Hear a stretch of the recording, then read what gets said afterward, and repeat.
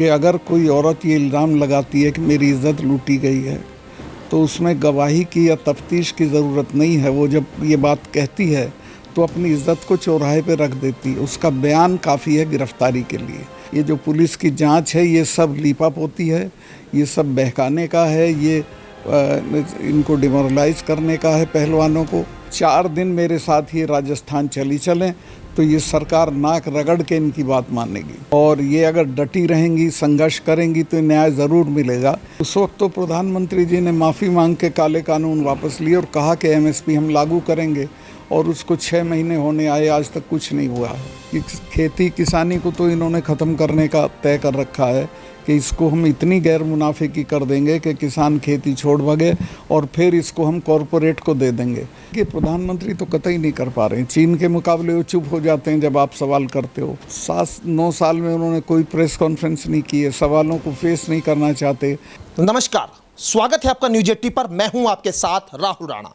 देश में महिला पहलवान जो भारत की महिलाओं की अस्मिता की मजबूत आवाज उठा रही और उनको सबसे सशक्त समर्थन देने वाले पूर्व राज्यपाल सत्यपाल मलिक जी आज हमारे साथ बातचीत करने के लिए है। और सर, सबसे पहले मैं स्वागत करूंगा आपका न्यूज 80 पर। धन्यवाद। सर, मेरा सवाल यही सबसे पहले, महिला पहलवानों का जो मामला है वो पूरी तरह से आज की स्थिति में आप कैसे इस पूरे मामले को, आंदोलन को वर्तमान स्थिति में आप देखते हैं? ये कुल मिला के महिलाओं की अस्मिता से जुड़ा हुआ सवाल है, सिर्फ पहलवानों का नहीं है। ये देश में कहीं भी कोई बच्ची हो, कोई लेडी हो, उसके स्वाभिमान और अस्मिता से जुड़ा सवाल है।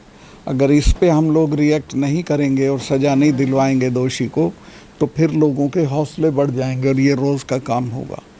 चरण सिंह जी कहते थे, मैं उनके साथ काम किया 10-12 साल, कि अगर कोई औरत ये इल्ज़ाम लगाती है कि मेरी इज़्ज़त लूटी गई है तो उसमें गवाही की या तफ्तीश की ज़रूरत नहीं है। वो जब ये बात कहती है तो अपनी इज़्ज़त को चौराहे पे रख देती है। उसका बयान काफ़ी है गिरफ्तारी के लिए। तो इसको गिरफ्तार करके और फिर पूछताछ करनी चाहिए थी। ये जो पुलिस की जांच है ये सब लीपापोती है, ये सब बहकाने का है, ये इनको डिमोरलाइज़ करने का है पहलवानों को। लेकिन मैं इनको कहूँगा बिल्कुल डिमोरलाइज़ ना करें और मैं इनको एक नुस्खा दे रखा, अगर वो ये मान लेंगे, 4 दिन मेरे साथ ये राजस्थान चलें तो ये सरकार नाक रगड़ के इनकी बात मानेगी। राजस्थान में सर आप लोग जन समर्थन के लिए? जी, राजस्थान के लोग मेरे पास आए थे, तेजा फाउंडेशन के लोग। उन्होंने बताया कि जिस दिन इनके साथ दुर्व्यवहार हुआ 28 तारीख को, उस दिन राजस्थान के अधिकांश घरों में खाना नहीं बना था। इतना एंगर है, इतना गुस्सा है। और वो चुनाव में तो निकलेगा ही, लेकिन ये चली जाएंगी तो लाख लाख की इनकी भीड़ होगी। तो जो 15 जून की बात की जा रही है सर, कि 15 जून का समय दिया गया, चार्जशीट दाखिल होगी, मजबूत चार्जशीट की बात की जा रही है। आपको लगता है कि 15 तारीख के बाद एक आंदोलन हो सकता है, या फिर क्योंकि ये पूरा जो मामला अगर टेक्निकली तौर पर समझे कि 15 तारीख में ये पूरा मामला कोर्ट के हाथ चला जाएगा, पुलिस को जो है, हम आंदोलन की बात कर रहे हैं तो हम जो उस समय की स्थिति है उसको कैसे देखते हैं कि 15 जून के बाद ये आंदोलन की रूपरेखा राजस्थान की तरफ जा रही है या फिर कुछ और नया प्लान इस पे बनेगा? 15 जून के बाद आपको लगता है कि न्याय इन बेटियों को मिल जाएगा? नहीं, मुझे तो नहीं लगता कि इनको कहीं भी न्याय मिलेगा। इस रफ्तार सरकार की नीयत अच्छी नहीं है और ये अगर डटी रहेंगी, संघर्ष करेंगी तो न्याय ज़रूर मिलेगा।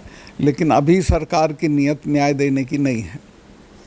अभी जो आज स्टेटमेंट भी आया है कि जो एक पहलवान गई थी, ब्रजभूषण शरण सिंह के यहाँ पर पुलिस लेकर गई थी जांच के लिए और वहाँ पर जो है ब्रजभूषण सिंह भी मौजूद थे, ये साक्षी मलिक का बयान सामने आया। तो कहीं ना कहीं जो सरकार ने वादा किया था पहलवानों से कि हम लोग एक मजबूत एक इन्वेस्टिगेशन करेंगे और एक मजबूत चार्जशीट देंगे, और जब पुलिस ने कहा कि वहाँ ब्रजभूषण सिंह अपने कोठी पर नहीं है, लेकिन वहाँ जब एक पहलवान जाती है तो वहाँ ब्रजभूषण सिंह मिलता है, ये साक्षी मलिक का बयान है। लगता है कि सरकार कहीं ना कहीं अपने बयान से, अपने वादों से कहीं ना कहीं अलग होती दिख रही है, या कोई इसको एक फंसाने की साजिश पहलवानों? नहीं, सरकार तो लीपापोती कर रही है। ये सीधे लोग हैं पहलवान लोग, और इनको फंसाना, इनके एक जो नाबालिग थी उसके पिताजी पे तो इतना दबाव डाला कि उसने खुद कहा इनसे, पहलवानों से, कि हम पे इतना प्रेशर है कि हमको प्रेशर में बयान बदलना पड़ रहा है। तो अब 15 के बाद हम मान सकते हैं कि राजस्थान के लिए एक नया आप लोग जो है एक आंदोलन उधर से शुरू कर सकते वो तो इन पहलवानों पे निर्भर है। तो मेरा ऑफर है, मैं इनको अगर कहीं न्याय नहीं मिलेगा तो मैं इनको 1 हफ्ते में न्याय दिलवा दूंगा संघर्ष के जरिए। ये बड़ी बात आप कह रहे हैं, लेकिन चलिए मैं एमएसपी पर भी सवाल कर लेता हूं। सर, एमएसपी को लेकर आप लोग जो है संघर्ष, आप लोगों ने जब किसान आंदोलन चला, एमएसपी की मांग आपने मुखर तरीके से उठाई सबसे। आज क्या देखते हैं कि एमएसपी को लेकर आज क्या स्थिति वर्तमान में दिखाई दे रही है? क्योंकि हरियाणा में अभी लाठीचार्ज हुआ, किसानों के ऊपर आंदोलन हुआ, सरकार ने वादे किए कि एमएसपी पर मिलेगा, लेकिन वहाँ सूरजमुखी की फसल को लेकर आज एमएसपी को लेकर क्या स्थिति आपको लगती है? इसमें भी सरकार की बेईमानी साफ है। उस वक्त तो प्रधानमंत्री जी ने माफ़ी मांग के काले कानून वापस लिए और कहा कि एमएसपी हम लागू करेंगे, और उसको 6 महीने होने आए, आज तक कुछ नहीं हुआ है। और ये जो राजस्थान में है उसमें हो रहा है, हरियाणा में, ये इस बात का सबूत है कि इनकी नीयत नहीं है एमएसपी देने की। और मैं बताता हूँ उसकी वजह ये है कि अडानी ने बड़े बड़े गोदाम बना लिए हैं और वो वहाँ सस्ते दाम पे गेहूँ या चावल या जो भी फसलें हैं सूरजमुखी खरीद के डालेगा, और जब वो महंगी हो जाएगी तब बेचेगा। एमएसपी अगर लागू हो जाती है तो वो ऐसा नहीं कर पाएगा। तो एमएसपी इसलिए लागू नहीं हो रही कि उसका इंटरेस्ट हर्ट होता है। उसका रास्ता क्या आपको लगता है? उसका रास्ता है एमएसपी लागू करनी चाहिए इनको, और ये है कि मुझे लगता है कि दोबारा संघर्ष करना पड़ेगा किसानों को। एक मुद्दा ये है कि जो देश में एक जो किसान है वो पर्यावरण को संरक्षित करने के लिए सदियों से अपने प्रयासरत करता है। एक कार्बन क्रेडिट का जो पैसा है वो कहीं ना कहीं इंडस्ट्री जो बड़े बड़े उद्योगपति हैं उनको दिया जाता है। आपको लगता है कि किसानों को मिलना चाहिए कार्बन क्रेडिट का लाभ? मिलना ही चाहिए, वो जिनको मिलना चाहिए, जिनको मिल रहा है उनको नहीं मिलना चाहिए, किसानों को मिलना चाहिए। और किसानों को तो उसमें धेला भी नहीं मिल रहा है।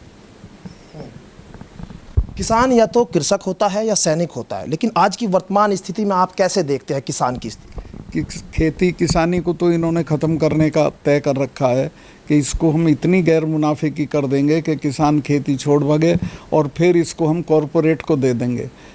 फौज का भी यही हाल है। ये जो क्या आया है नया कानून फौज का, जिसमें अग्निवीर, ये क्या है? कौन जाएगा 4 साल के लिए बिना पेंशन की नौकरी में?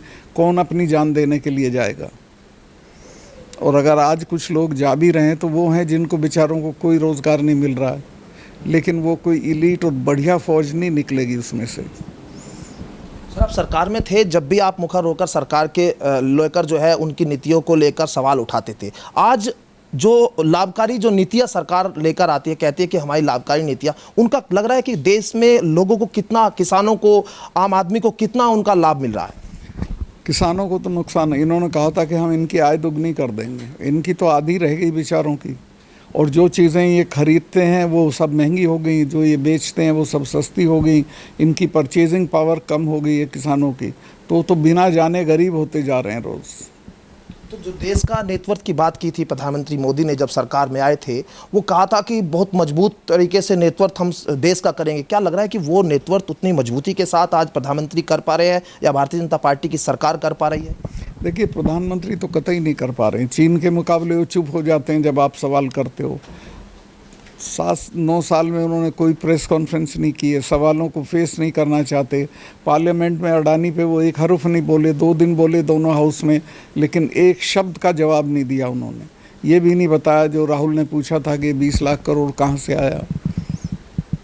तो प्रधानमंत्री कोई मजबूत तो छोड़िए, कोई नेतृत्व ही नहीं दे पा रहे सिवाय लफाजी के। तो आप 2024 की जो संसद की जो तस्वीर है वो कैसे देखते हैं?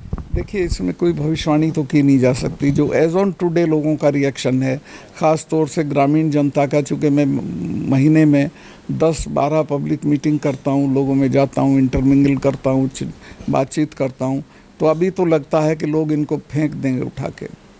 तो वर्तमान जो सत्ता है वो आपको लग रहा है कि किस ओर जा रही है, या जो भारत के संवैधानिक मूल्यों को बचाने की जो बात की जा रही थी वो बचा पा रही है? नहीं, कहाँ बचा पा रही, उनको तो नष्ट कर रहे हैं। अभी आज देखो केजरीवाल की रैली किस लिए हो रही है? जो इनका अधिकार नहीं है उस पर ऑर्डिनेंस ले आए हैं, सुप्रीम कोर्ट की रूलिंग के खिलाफ ले आए हैं। तो कहाँ संविधान को बचा रहे हैं? एक आखिरी सवाल सर मेरा, जो ब्रजभूषण शरण सिंह है शक्ति प्रदर्शन कर रहे हैं, आरोप उनके ऊपर गंभीर आरोप है, और सरकार उनको गिरफ्तार करने की बजाय उनको लगता है कि छूट दे दी गई है कि आप जाइए जनता के बीच, और एक क्योंकि उन्होंने पहले कहा कि हम लोग जो है अयोध्या में एक बड़ी रैली निकालेंगे। अब रैली तो वो उनकी परमिशन नहीं मिली, लेकिन अब जो है ये रैली का मकसद शक्ति प्रदर्शन, या लगता है कि कहीं ना कहीं उन चीज़ों को बता दिया गया है कि अब आपका कुछ नहीं होने वाला, आप जो है चुनाव की तैयारी कर लीजिए। नहीं, उसको सपोर्ट तो है सरकार की, सरकार उसको सपोर्ट कर रही है, उसको किसी भी तरह से उसके ऊपर कोई दबाव नहीं है। वो खुला घूम रहा है इंसल्ट करता हुआ लड़कियों की। तो यानी जो है अब सीधे तौर पर ये लड़ाई जो है महिलाओं की अस्मत की जो लड़ाई है, वो कहीं ना कहीं लगता है कि आपको इन पहलवानों के जरिए, क्योंकि खाली पहलवानों की लड़ाई नहीं, वो कहते हैं कि हम देश की उन महिलाओं की, उन बेटियों की लड़ाई लड़ रहे हैं जो लोग जो है वो अपनी बात उठा नहीं पाते। तो वो मजबूती से रखे कैसे आप, जो सीधा आपका मैसेज क्या जाएगा? नहीं, मैं तो ये कहना चाहता हूँ कि पहलवानों को किसी दबाव में भी अपनी जो मांगे हैं उन्हें नहीं छोड़ना चाहिए, उस पर डटे रहना चाहिए, और गिरफ्तारी से पहले किसी बात पे समझौता नहीं करना चाहिए। तो यानी ये आर पार, हाँ, आर पार की होनी चाहिए, क्यों नहीं होनी चाहिए? ये इतना जघन्य अपराध है। इससे मुझे तो बड़ा हैरत होती है कि प्रधानमंत्री जी जब ये बच्चियां मेडल लेके आती हैं तो कहते हैं मेरी बेटी है, ये तो मेरा बेटा है, और चाय पे बुलाते हैं, और अब वो उनकी कोई सुध नहीं ले रहे हैं। चलिए, बहुत शुक्रिया आपका तमाम बातचीत करने के लिए। पूर्व राज्यपाल सत्यपाल मलिक जी थे, जो बेबाकी से अपनी बात कहने के लिए जाने जाते हैं, और किसान आंदोलन की बात हो, आज बेटियों की अस्मत की बात हो, देश के जो है तमाम विभिन्न मुद्दों पर उन्होंने खुलकर न्यूज 18 से बात की है। और उनका सीधे सीधे पहलवानों को लेकर यही कहना है कि सरकार कहीं ना कहीं ब्रजभूषण सिंह को बचा रही है, और अगर बेटियां राजस्थान की ओर मूव करती है, एक उनकी तरफ से सलाह दी गई है, तो कहीं ना कहीं इस पूरे मामले पर एक जो है वो एक अलग रूप देखने को मिलेगा, आंदोलन एक बड़ा हो सकता है, और कहीं ना कहीं उन बेटियों के लिए एक इंसाफ की एक उम्मीद, एक रास्ता खुल सकता है। मेरे सहयोगी अमित के साथ मैं राहुल राणा, न्यूज 18 दिल्ली।